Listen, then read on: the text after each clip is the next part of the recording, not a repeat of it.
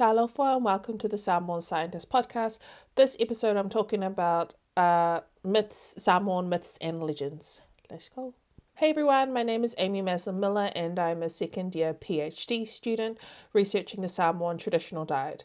If I sound a bit blocked because that is what I am. I've been sick for like a week and haven't really been feeling like doing too much, but this weekend I've got a bit of motivation and feeling a bit better to talk more about my research. So I wanted to talk about our Samoan myths and legends, and I'm looking at it from the perspective of foods to understand that a lot of our foods in Samoan culture, but also connection with the land, are also demonstrated in Samoan myths and legends. And I wanted to provide that within my thesis to show the importance of our connection with the land, the food, and also the moana, the ocean. So I'm actually looking off screen to what I've written within my literature review, so that's why I'm kind of looking to this side. But I started with the creation story that is believed within our Samoan point of view. So the creation story starts with, and also when I was writing this, I found a lot of different variations. So, I mean, this is from my perspective, but if someone else has a more accurate and more knowledgeable perspective, please correct me. Let's have a discussion about that because I would love to write the correct information. So the creation story starts with Tangaloa, the god of creation. So from his existence, he brings forth deities, so God, and in this order. So first the earth, the sea, fresh water, and sky, which is then propped up to create the skyline spanning across the earth, and lastly man, which is mortal. They also describe in mythology the plants, rocks, fish, animals were gods and goddesses. So demonstrating that pieces of the land or objects, animals, even rock formations, they were seen to have significance. They were seen as god and goddesses. And the creation story itself demonstrates that the land, the sea, the sky, plants and animals are sacred to our Samoan culture. And also there is also a myth, I always use the word and also, but anyway, there is also a myth that, is it a myth or a legend? I guess a story that the first Samoan people came from the earth. So the first Samoans were created from earth. Tangaloa was the world's creator and had a son called Tuli.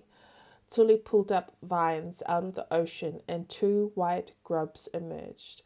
Tuli turned the grubs into the first two humans. So I've got this book here by David Riley, illustrated by Michael Mulipula, called Samoan Heroes. And in this book, it's got a story of the first Samoans. And so the grub that they're describing is like a huhu grub. I don't know if you've seen those huhu grubs on I saw them on Māori TV where people can eat them, but they really got a high source of protein. So we describe that the first humans emerged from two, they called them grubs. And as Tuli was creating the first humans, he called the back of their head Tuli Ulu, their stomach Tuli Manava, and their arms and knees Tuli Lima and Tuli Vale. So making sure Tuli's name was part of his creation, so the grubs. It is believed that these are the origins of the Samoan word for head, which is ulu, stomach, which is manava in Samoan, arms, lima, and knees, tulivale. So Tuli created the first Samoans where the vines gave rise to the two white grubs that look like this, is illustrated in the book, that gave rise to two white grubs that became humans. And so I wanted to include that story because it showed that we came from the earth, and it shows our importance within our Samoan culture that we have a connection to the land. There are also two origin stories that specifically talk about Samoan foods. The first is niu, the coconut, and the galo, taro. So some of you may already know this story, which is the origin story of the coconut.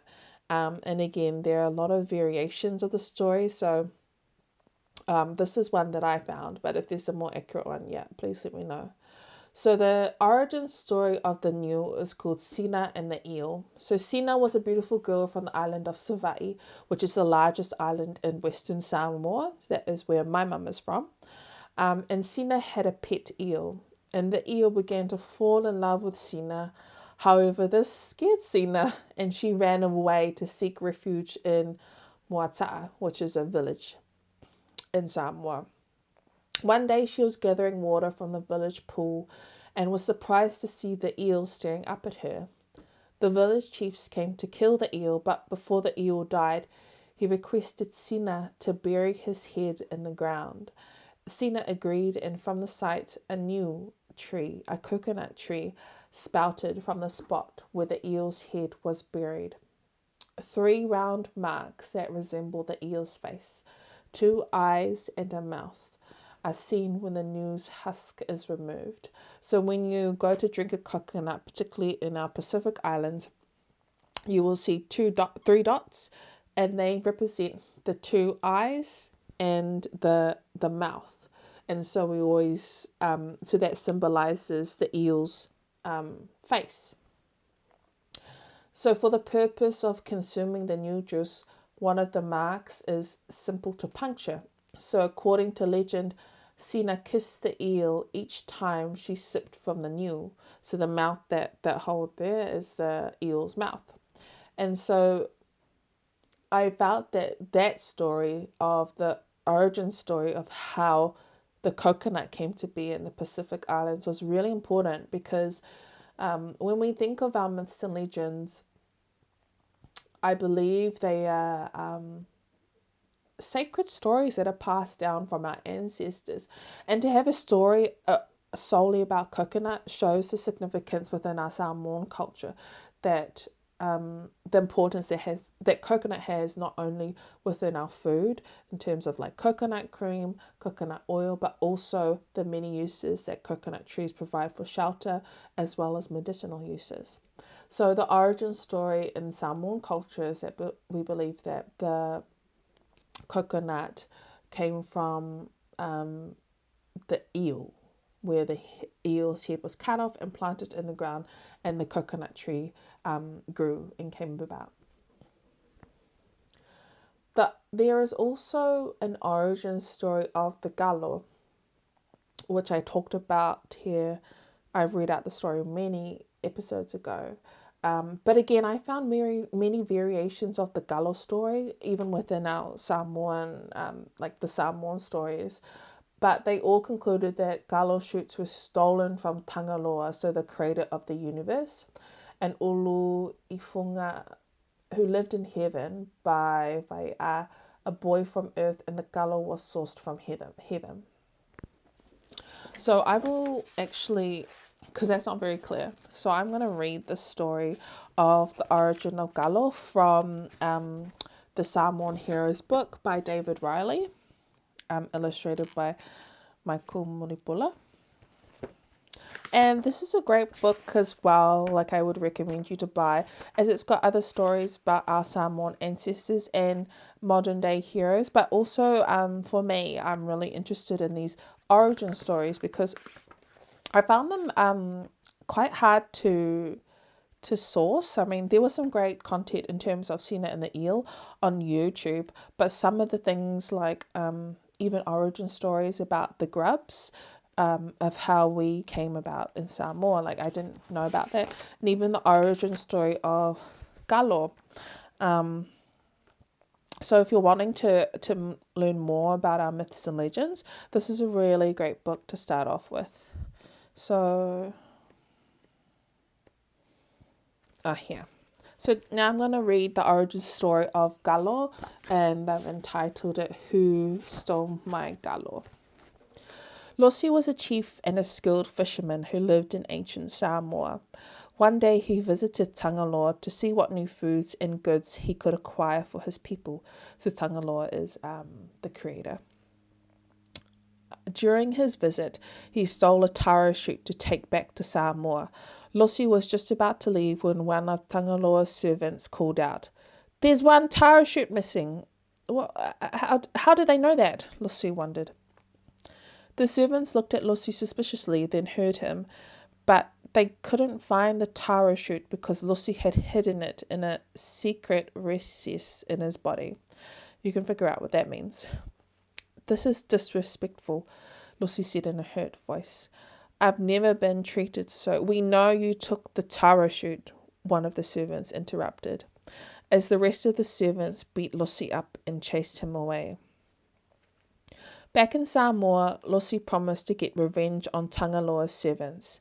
He had a servant of his own named Vaiao, who could run very fast. Lucy sent him to spy on Tangaloa to see what else he could steal. Vaiao returned later the day with good news. "They've got a whole lot more than just taro shoots," he said excitedly. "I knew it," Lucy said, already forming a plan in his mind. "But they've got a lot of guards," Vaiao warned, "and I heard them blaming each other for letting you get away with the taro shoot." "I found out they like to go to sleep late and wake up late. The next time they wake up, there'll be a gift waiting for them," Lucy said, smiling, then immediately sent his servants out to the reef to catch stingrays. In the early hours before the sun came up, Lucy and his companions went back to Tangaloa's house. Everyone was asleep, just as Vaiao had said they would be. They carefully laid the stingrays between the doorposts of the house. In the morning, Tangaloa's servants woke up, rubbed their eyes, and stumbled outside to wash themselves. They didn't see the stingrays because they were the same colour as the floor. When they stood on the greasy stingrays' bodies, they slipped and fell, banging their heads on the rocks. "Losi did this," one of the servants said as they ate the cooked stingrays later that morning. The other servants nodded in agreement, rubbing the cuts and scratches on their heads. Time for some payback. The next day, a message arrived from Losi from the servants of Tangaloa. "Firstly, we thank you for the generous gift of your fish you bought yesterday," the message read. In return, we invite you to come swimming with us in one of the purest rivers in the universe." The letter didn't mention that at the end of the river was a waterfall that would hurtle Losi and his men to their deaths. Losi wasn't easily fooled. He accepted the offer, but stationed his own servant, Fulufulu near the waterfall. Fulufulu had super strength and caught each of Losi's men as they tumbled over the waterfall.